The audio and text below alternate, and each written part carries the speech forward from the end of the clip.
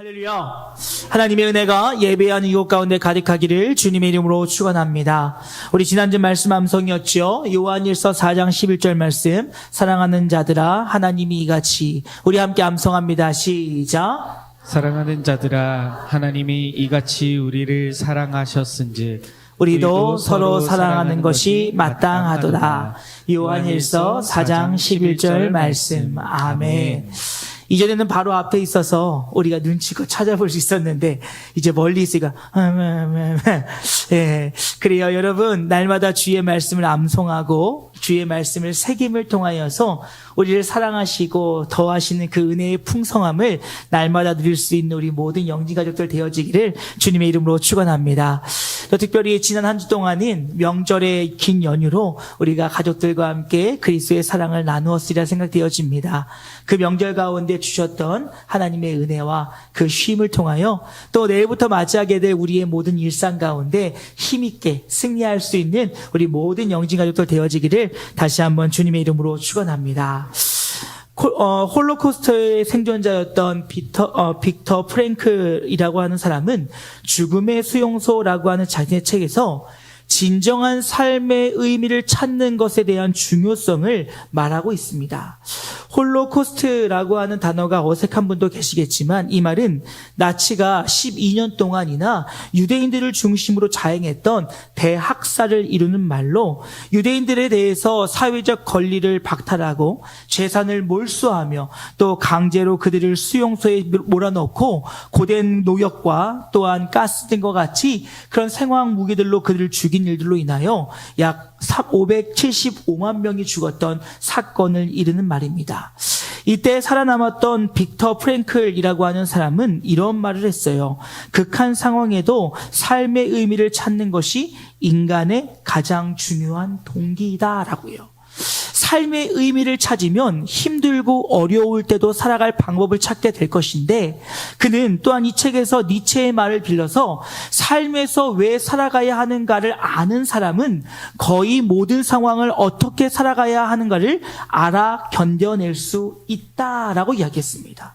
그러니 삶의 목적과 삶의 이유가 분명한 사람은 삶의 고난과 역경이 찾아와도 견뎌낼 수 있는 힘을 갖게 된다라는 것입니다. 그런 측면에서 봤을 때 예수를 믿는 우리들은 참 희망적인 삶을 살고 있을 줄로 믿습니다. 왜냐하면 우리의 인생의 목적은 너무나도 분명하거든요. 여러분, 우리의 인생의 목적은 무엇입니까? 하나님께 영광을 돌리는 삶. 그런데 여러분, 이 우리의 인생의 목적이 우리의 삶을 변화시키고 복된 길로 인도하기 위해서는 이 말씀을 믿고 받아들일 때 그것이 진정으로 우리의 인생의 목적이 되어지고 그를 통하여 참된 가치를 이루는 삶을 살아가게 된다라는 것입니다. 10년 동안 남아공에서 신학교와 어린이들 그리고 빈민 사역을 하셨던 김경렬 선교사님이 냄새나는 예수라고 하는 책을 쓰셨습니다. 이 책에서는 선교지에서 경험하셨던 이야기들을 중심으로 이야기를 나누었는데, 남아공에서 이 선교사님께서 하셨던 사역 중에 하나는 바로 빈민과 노숙자들을 위한 사역을 감당하셨다고 합니다. 그리고 기회가 되어져서 이제 이들을 섬길 수 있는 예배자의 자리에 서게 되셨는데, 예배 전에는 항상 그들을 만나기 위하여 나무 그늘 아래나 혹은 바위 틈에 숨어있는 그들을 찾아가셨다고 합니다. 그런데 그들에게서 땀 냄새, 입 냄새, 술 냄새, 여러 가지 지독한 냄새가 나니 그들의 손을 잡고 안아주는 그 스킨십조차도 그렇게 쉽지만은 않았다라는 것입니다. 그렇지요. 저도 영등포역에서 노숙자 사역을 해봤는데 쉽지가 않습니다. 겨울에는 그래도 버틸만 한데 여름에 풍기는 그 냄새들은 정말 비위가 강하지 않고선 견디기 힘들 때가 있어요. 그런데 이 선교사님께서 하루는 이제 예배 가운데 한 청년을 간증자로 세우셨다라고 그래요. 그런데 이 간증자에게서 얼마나 냄새가 심하게 났던지 구토가 나오기 직전이었다고 합니다. 그런데 예배 인도자로서 또 청년의 그 냄새를 맡고 구토한다는 것은 그에게 큰 신뢰일 것 같아서 억지로 참아서 그 시간을 잘 이겨냈다라고 이야기해요. 그런데 그 일이 있은 뒤 얼마 지나지 않아 가만히 예수님을 묵상하는데 우리 예수님도 냄새나는 분이셨겠다. 우리 예수님도 악취로 가득한 분이셨겠다라고 하는 생각을 하게 됐다는 거예요. 왜 그랬을까요? 예수님이 성경에 만난 자들은 가난하고 배고픈 자들이 주로 만나셨다는 거지요. 그러다 보니 그들이 힘들고 어려울 때 그들을 찾아가 그들의 손을 잡아주시고 그들을 안아주셨기에 아마도 예수님의 몸에도 냄새가 나지 않았을까라고 하는 묵상을 했다는 것입니다. 그리고 예수님이 하셨던 것처럼 나도 오늘 나에게 맡기신 그 사명을 위하여 내가 걸어가겠다라고 결단하시고 그 어렵고 힘든 선교의 사명을 감당하셨다라고 쓰여 있는 것을 보았습니다. 그렇지요. 여러분, 우리가 삶의 목적을 발견하고 삶의 참된 의미를 발견하게 되어지면 어떠한 역경과 어떠한 고난이 우리를 찾아온다 할지라도 우리는 그 일들을 능히 이겨내므로 감당할 수 있다라는 것입니다. 그러기에 우리의 인생에 삶의 목표를 발견하고 목적을 발견하고 그리고 그 길로 나아가는 것은 우리의 삶에 너무나도 중요한 일이라는 것입니다. 오늘 우리가 읽은 본문의 말씀은 5장부터 이어지는 예수님의 산상수훈 내용의 일부입니다. 물질을 대표하는 세상을 믿고 대표함으로 세상을 믿고 의지할 것이 아니라 너희가 전적으로 하나님을 최우선에 두고 하나님을 의지하며 신뢰하는 태도를 가지라고 오늘 본문의 말씀은 이야기하고 있는 것을 볼 수가 있습니다. 그를 위해서 너희는 이 세상의 가치는 언제든지 사라질 수 있는 것이니 이 땅의 가치에 연연해야 하지 말고 영원한 나라, 영원한 가치, 그 하나님의 나라를 바라보며 하늘의 재물을 쌓으라고 오늘 우리에게 말씀하고 있습니다.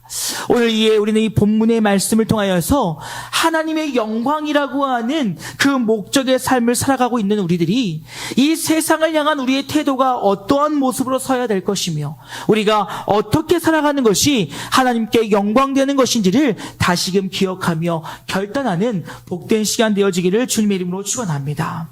이를 위해서 첫 번째로 우리는 이 땅의 보물이, 물질이 가진 특징을 생각해 보아야 된다는 것입니다.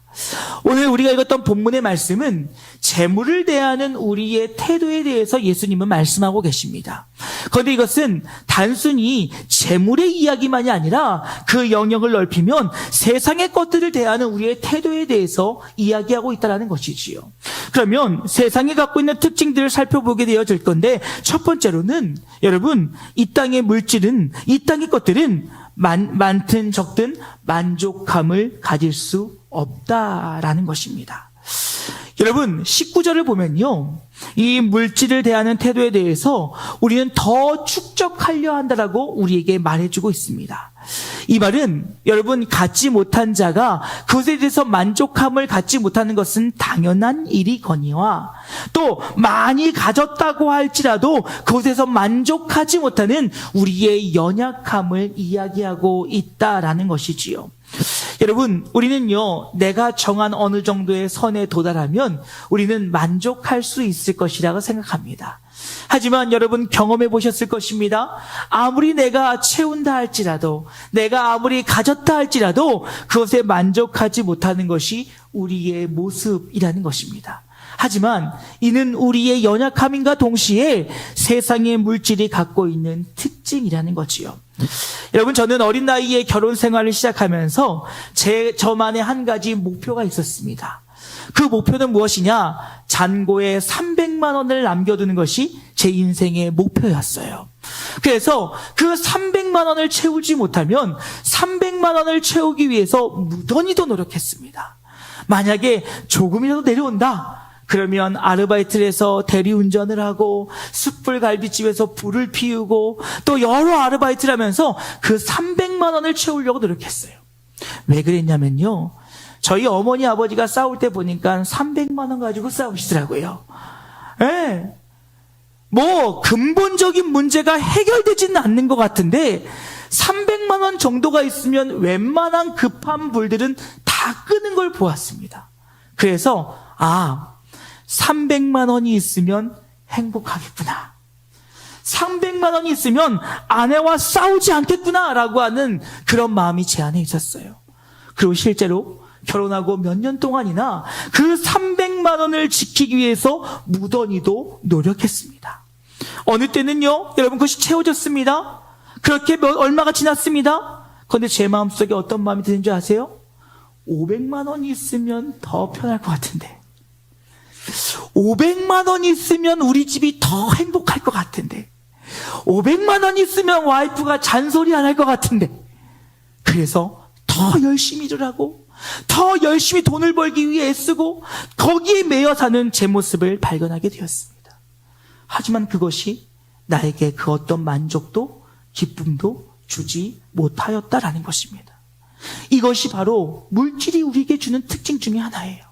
또한 두 번째로, 물질은요, 많이 갖든 많이 갖지 못하였던 잃어버릴 것에 대한 불안감에 사로잡힌다는 것입니다. 여러분, 300만 원을 지키기 위해서 잔고가 301만 원이 남았을 때의 불안함을 아십니까?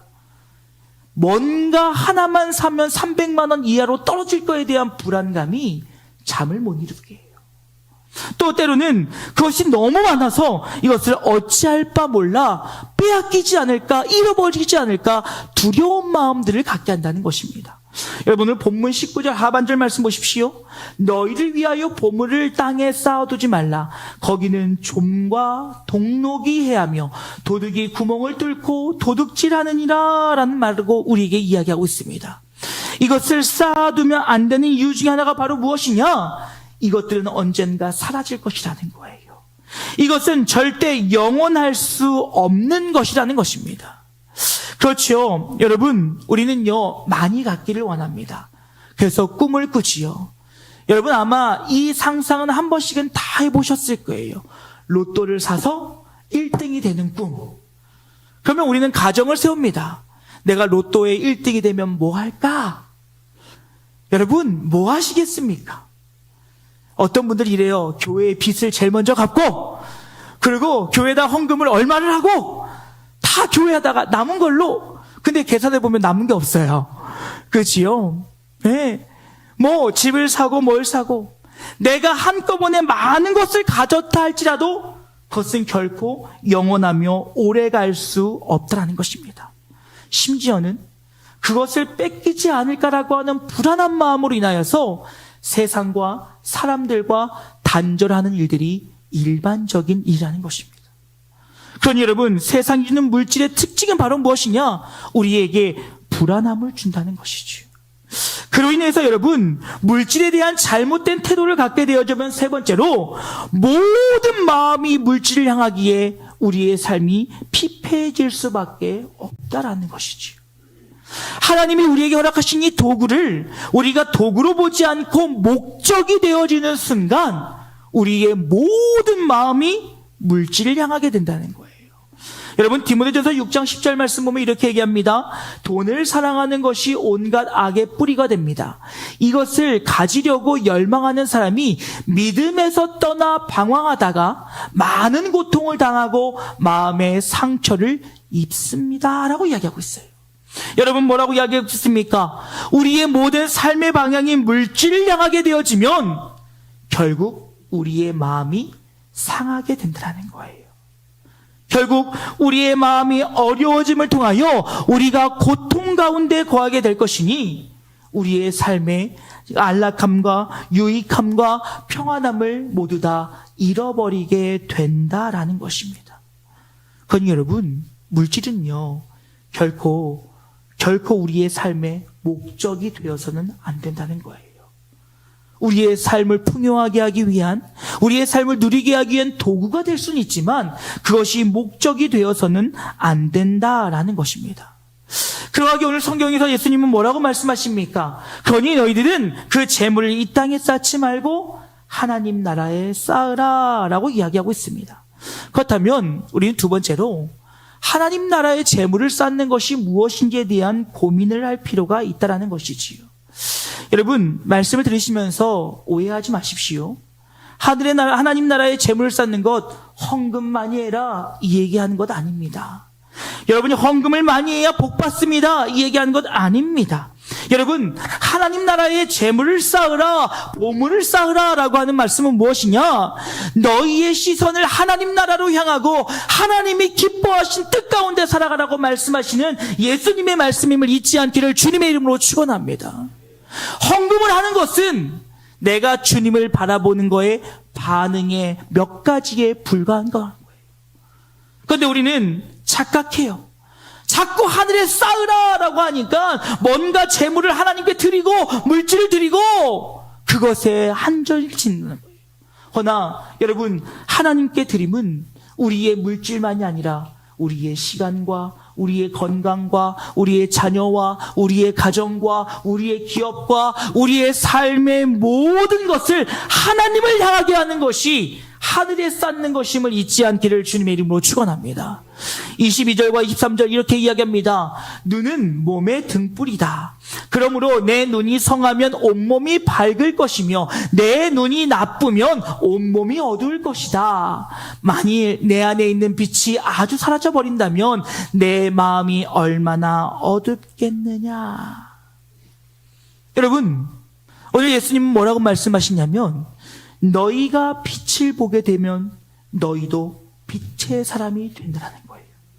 허나 너희가 세상을 바라보고 없어질 어둠을 바라보면 너희의 삶도 어둠이 될 수밖에 없다라는 것이지요. 여러분, 당시의 사람들은 그렇게 인식했습니다. 내 눈으로 빛을 보아 그 빛이 내 안에 들어올 때 그 빛으로 인하여 내가 밝아질 수 있을 것이라고 생각했다는 거예요.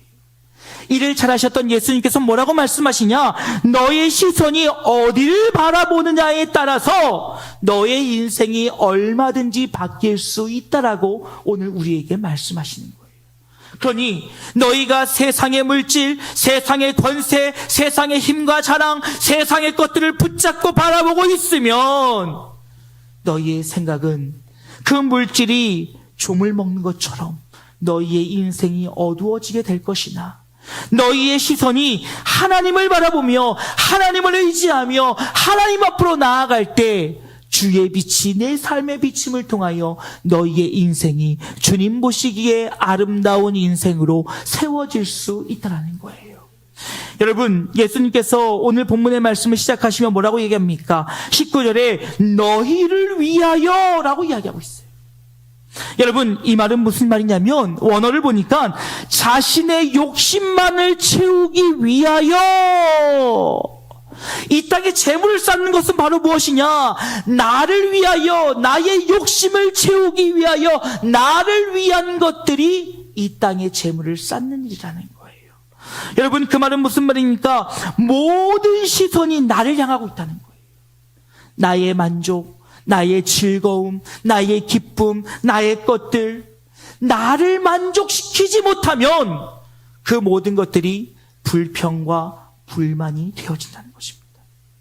그런데 하나님께서는 그러하니 너희는 하나님을 향하여 하나님의 시선을 둘 때, 그때 너희 삶 가운데 너를 통하여 일하실 하나님을 경험하게 된다는 거예요. 여러분, 혹시 오늘 말씀의 본문을 읽으면서 헌금하란 얘기가 아닌가라는 마음으로 마음에 불편하셨던 분은 계시지 않습니까? 여러분, 우리 하나님이요 그렇게 째째한 분 아니세요. 우리가 드리는 몇 푼의 돈이 없어도 하나님의 교회는 얼마든지 세워질 수 있습니다. 우리가 드리는 것 아니어도 하나님께서는 얼마든지 우리를 이끌어 가실 수 있는 분이. 그러니 오늘 예수님께서는 우리가 이 땅을 살아가면서도 너무나도 아끼는 것, 포기하지 못하는 것, 그 물질을 통하여, 세상을 대표함을 통하여 너희가 그것을 바라볼 것이 아니라 너희가 오늘 바라봐야 될 것은 창조주 하나님을 바라보라. 너희를 구원한 예수 그리스도를 바라보라. 너희의 보혜사 성령님을 바라보라고 우리에게 말씀하고 있다는 거예요. 그럴 때 너희의 그 삶 가운데 하나님의 은혜의 빛이 비추실 것이요, 그를 통하여 너희가 그 주님을 바라보고 그 말씀대로 나아갈 때 하늘의 상급이 쌓인다라는 거예요. 그렇다면 결론이 지어지지요. 우리가 하늘의 상급을 쌓는 것, 그것은 세 번째로 하나님을 바라보며 하나님의 말씀대로 행하는 것임을 잊지 않기를 주님의 이름으로 축원합니다. 여러분 24절의 말씀 이렇게 얘기합니다. 아무도 두 주인을 섬길 수 없다. 그렇게 되면 한 편을 미워하고 다른 한 편을 사랑하든가 아니면 한 편에게는 충성을 다하고 다른 편은 무시하게 될 것이다. 너희는 하나님과 물질을 함께 섬길 수 없다라고 이야기하고 있어요. 없을 것이다. 가정법으로 얘기한 것이 아니라 없다라고 정확하게 말씀하고 있다는 거예요. 왜요? 우리의 연약함들이 그것들을 내려놓지 못하거든요. 그러니 너희가 하나님을 바라보며 하나님을 의지하며 나아갈 때 우리가 읽진 않았지만 마태복음 6장 33절 말씀 보니까 그런즉 너희는 먼저 그의 나라와 그의 의를 구하면 그리하면 이 모든 것들을 너에게 더하시는 하나님을 경험하라는 거예요. 너희의 시선을 하나님을 향하고 하나님의 말씀대로 준행함을 통하여 너희가 살아갈 때 그때 하나님의 너희의 삶을 어떻게 이루어 가시는지를 경험하라는 것입니다. 여러분, 저는 오늘 말씀을 준비하면서 오늘 하나님의 말씀 가운데 목회가 무엇인지를 다시 한번 깨닫는 일을 경험했습니다. 여러분, 우리가 사실 성도라 이야기하고 이 자리에서 아멘이라고 외치지만 또 우리의 삶의 현장에 돌아가면 그 물질에 붙들리는 것이 우리의 모습일 것입니다. 이렇게 설교하는 저 역시도 그럴 때가 있다는 것이지요. 근데 그것은 예나 지금이나 똑같았던 것 같아요. 이 디모데에게 목회 서신을 보냈던 이 바울이 디모데전서 6장 17절과 18절 말씀 보니까 이렇게 얘기하고 있어요. 그대는 이 세상의 부자들에게 교만하거나 곧 없어질 물질에 희망을 두지 말고 오직 하나님께 희망을 두라고 가르치시오. 하나님은 우리에게 모든 것을 넘치게 주셔서 누리게 하십니다. 그리고 그들에게 선을 행하고 선한 일을 부유하며 나눠주기를 좋아하고 남의 어려움을 깊이 동정하는 사람이 되라고 가르치십시오. 여러분, 지금 바울이 성도들을 향해서 뭐라고 가르치라고 이야기하냐면 너희 성도들이 어찌됐든 또 물질에 흔들릴 수밖에 없는 연약함이니 그것에 희망을 두지 말고 영원한 하나님을 나라를 바라보라고 가르치라고 이야기하고 있어요. 그러면서 동일하게 뭐라고 또 가르치고 있냐 보다 구체적으로 선한 일을 행하며 가난한 자를 도우며 함께 나누고 어려움을 깊이 동정하는 사람이 되라고 가르치라고 목회를 가르치고 있습니다. 근데 여러분 이 가르침이 누구의 가르침입니까? 예수님의 가르침이에요. 우리의 먼저 하나님을 사랑하고 내 이웃을 사랑하는 것. 여러분, 다른 것이 아니라 그것이 하나님의 말씀대로 살아가는 자가 하늘의 재물을 쌓는 일이요, 그것이 하나님의 말씀대로 살아가는 자가 하나님 나라의 보물을 쌓는 것과도 같다라고 주님 말씀하시다라는 거예요. 너희의 시선을 하나님을 향하고 하나님의 말씀을 향하고 그 말씀 가운데 너희가 행한다면 너희가 하나님께 물질을 드리던 하나님께 건강을 드리던 하나님께 시간을 드리던 하나님께 생명을 드리던 그 종류는 아무런 상관이 없다라는 거예요.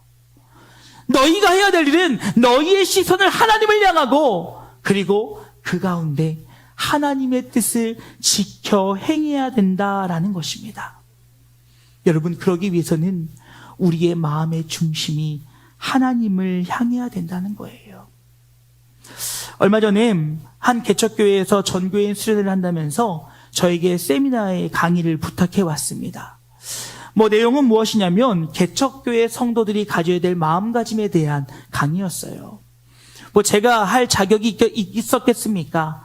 그런데 제가 개척을 한 경험도 있고 또 제 논문이 그런 내용이 실려 있는 것을 보고 요청을 해오셔서 방문하여 함께 나누었습니다.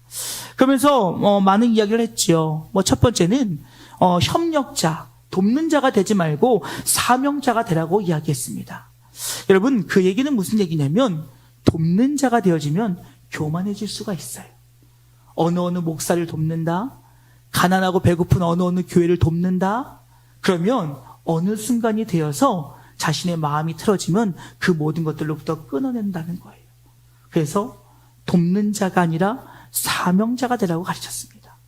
그리고 또 한 가지, 그러기 위해서는 함께 비전을 공유하라고 얘기했어요. 그 얘기는 무엇이냐? 하나님께서 그 교회를 향하여 보여주신 그 비전을 향하여 온 성도가 마음을 함께 모을 때 하나님의 교회가 세워질 수 있다는 거예요. 근데 여러분, 이것은 개척교회 이야기가 아니라 우리 교회 이야기임을 여러분 기억하셨으면 좋겠어요. 이것은 모든 교회가 품어야 될 일이라는 거예요. 그러면서 마지막으로 여러분 힘들고 어렵겠지만 물질에도 사명자가 되십시오라고 이야기를 했어요. 그러면서 이런 얘기를 했더니 다들 웃더라고요. 어느 교회를 가도, 전국에 가도 주일원금의 금액은 다 똑같습니다. 주일학교 학생들 1,000원, 중고등부 학생들 1,000원, 청년부 1,000원, 어른들 3,000원, 5,000원, 10,000원 중에 택일. 그리고 또 이런 일들도 있어요. 어느 사람이 오랜만에 헌금 봉투를 여러 개를 냅니다. 아, 감사한 일이 있었나 보다. 근데요, 그 헌금을 다 합산해보니요, 한 봉투로 낸 금액과 똑같다는 거죠. 무슨 얘기예요? 찢어낸 거예요. 나누어 낸 거예요. 여러분, 우리 목사님 또 금액 얘기하시네. 여러분, 시험 들지 마세요. 많고 적음을 얘기하자는 것이 아니에요. 문제는 무엇이냐면 우리의 마음이 하나님 앞에 인색하다는 거예요. 여러분, 고린도후서 9장 7절 말씀에 이렇게 얘기합니다. 각각 그 마음에 정한 대로 할 것이요 인색함으로나 억지로 하지 말지니 하나님은 즐겨내는 자를 사랑하시느니라. 주님 뭐라고 말씀하십니까? 억지로 많은 것을 내고 억지로 하라는 것이 아니에요. 너희의 상황과 형편에 맞게 하나님께 드리라는 거지요. 그럼 여러분, 하나님께 드릴 것은 물질만 있는 것이 아니에요. 우리의 시간도, 우리의 건강도, 우리의 삶도, 우리의 기업도, 우리의 자녀도, 우리의 모든 것들을 드려야 되는 거예요. 그런데 그것은 무엇으로 하는 거냐? 내 믿음의 분량과 하나님이 나에게 허락하신 것 안에서. 그러하기에 하나님께서 기뻐 받으시는 헌금은 과부가 드렸던 2렙돈이었다라는 것입니다. 그런데 문제는 무엇이냐? 우리의 마음이 그렇지 못하다는 거예요. 그러면서 이렇게 얘기했어요. 여러분, 하루에 커피 몇 잔 마시십니까? 커피를 마실 때 아무리 싼 커피를 마셔도 1,500원, 메이커 커피를 마시면 5,000원 이상, 아니면 비싼 곳에 가면 몇만 원. 그런데도 즐겨 마시고 계시지 않습니까? 여러분, 요즘 밥값이 어떻습니까? 이제는 10,000원 아래로 먹을 것이 없는 시대가 되었지요. 그래서 좀 먹을 만한 거 먹으려면 2, 3만 원은 쉽다라는 거예요. 그런데도 우리는 그것들을 즐겨 먹는다는 것입니다. 그런데 하나님께 드릴 때에는 꼭 인색한 자의 모습으로 드린다는 거예요. 문제는요, 여러분 거듭 말씀드리지만 금액 정도가 아니에요. 마음이 하나님 앞에 인색한 거예요. 내 삶이 우선인 거예요. 내 시선이 나를 향하고 있는 것입니다. 이야기할 때 아멘 안 나올 줄 알았어요. 심각해질 줄 알았어요. 그런데 문제는 마음이라는 거예요. 내 마음이 하나님을 향하고 내 마음이 하나님을 바라본다면 무엇이 문제겠습니까? 여러분, 사랑하는 이를 위하여 여러분의 생명을 나누는 것이 아깝습니까? 아니요. 우리 가족 중에 누군가가 장기 이식이 필요하다면 아마 내 걸 제일 먼저 내놓겠다고 나설 거예요. 여러분, 사랑하는 사람을 위해서 무엇을 못 내놓겠습니까? 사랑하는 사람을 위해서 무엇을 못하겠습니까? 중요한 것은 마음의 문제라는 것입니다. 우리의 시선이 하나님을 향하지 못하고 물질을 향하고 있기에, 하나님을 향하지 못하고 세상을 향하고 있기에 하나님은 항상 뒷전이라는 거죠. 그건 여러분, 우리 예수님, 우리 하나님 거지 아니에요. 우리 하나님 째째한 분 아니에요. 우리 하나님 치사한 분으로 만들지 마세요. 우리의 것이 없어도 하나님은 얼마든지 일하실 수 있어요. 중요한 것은 하나님은 우리의 드림 가운데 마음을 보신다는 거예요. 이제 말씀 마치고자 합니다. 사랑하는 영리가족 여러분, 어느 때부턴가 목회자들이 강단에서 헌금의 헌자를 이야기하면 불안해지기 시작합니다. 왜냐하면 성도들의 불편함이 역력하게 보이거든요. 여러분, 이렇게 설교를 시선이라고 거듭 강조했는데도 설교가 끝나고 나면 헌금하래로 결정 나는 거 아십니까? 이렇게 시선을 하나님을 향하라고 외쳤는데도 결론은 헌금하래로 끝나는 거 아십니까? 여러분, 근데요, 한 가지 생각해 봐야 돼요. 왜 헌금하라는 헌자만 들어도 불편할까요? 왜? 그것은 이미 우리의 마음이, 우리의 시선이 물질을 향하고 있다라고 하는 반증인 거예요. 내 시선이 물질에 향해 있으니 그것을 건드니까 불편한 거예요. 내 시선이 하나님을 향하고 있다면, 그래, 맞아. 어떻게 하나님께 더 좋은 것을 드릴까? 하나님께 더 귀한 것들로 드릴까? 어떻게 더 온전함을 드릴까? 생각하겠지만 시선이 하나님을 향하지 않고 세상의 물질에 향해 있으니 헌금의 헌자만 들어도 불편한 거예요. 여러분, 잘 새겨 들으세요. 오늘 헌금마냐라고 한 설교한 거 아니에요. 아멘 안 하십니까? 여러분 이미 결정하셨습니까? 그럼 헌금 많이 하세요. 예. 집에 있는 거 다 거주십시오. 또 누가 아멘 하셨어요, 뒤에서. 그 얘기한 거 아니에요. 우리의 시선이, 우리의 마음이 하나님을 향하면 아무것도 문제될 것이 없다는 거예요. 하나님을 최우선에 두면 너희가 그렇게 붙잡고 애걸복걸하는 그 물질의 문제도 아무것도 아니라는 거예요. 오늘 예수님께서는 우리가 그 무엇과도 포기할 수 없을 것 같은 그 물질, 그 대표적인 세상의 것들을 통하여서 헌금만이 아니라 돈만이 아니라 가져오라 이 말씀하신 게 아니라 그것들을 뒤로하고 너의 시선을 나에게 고정하라고 말씀하시는 거예요. 사랑하는 여러분, 이 땅의 것 주시면 좋겠죠. 이 중에 하나님이 허락하신 이 땅의 복을 받고 싶지 않은 분 있으면 손 들어보십시오. 저도 안 들어요. 허나 그것이 우리에게 목적이 될 수는 없다는 거예요. 우리가 그렇게도 외치는 너희는 먼저 그의 나라와 그의 의를 구하라. 너희의 시선을 하나님께 맞추면, 하나님께 고정하면 하나님께서 너희를 위하여 일하신다는 거예요. 너 스스로가 나를 위하여 모든 시선을 나에게 맞춰 나를 위하여, 나만을 위하여, 나의 행복을 위하여 살지 않아도 하나님을 향하여 하나님께 고정했더니 하나님께서 나를 위해 일하신다는 거예요.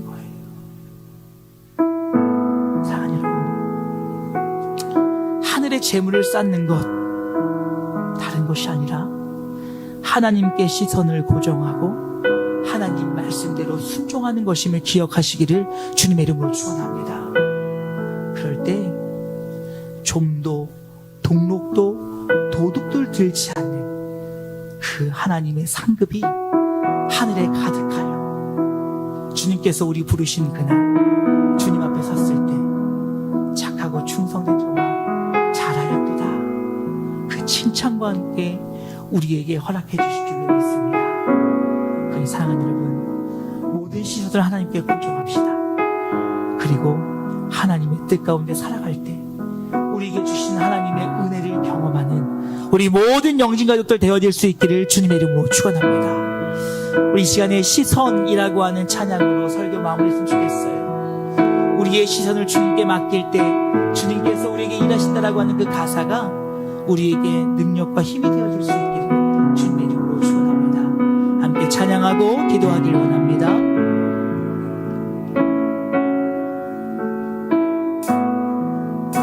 내게로부터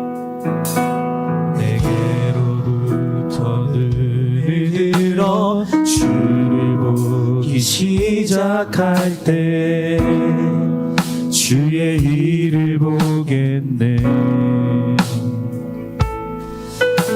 내 작은 마음 돌이키사 하늘에 꿈꾸게 하네.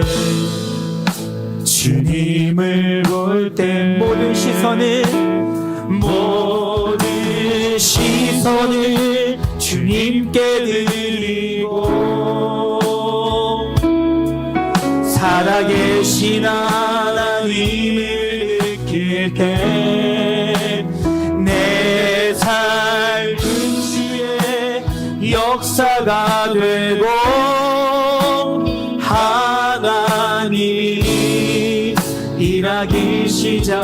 모든 시선을 주님께 바칩시다. 모든 시선을 주님께 드리고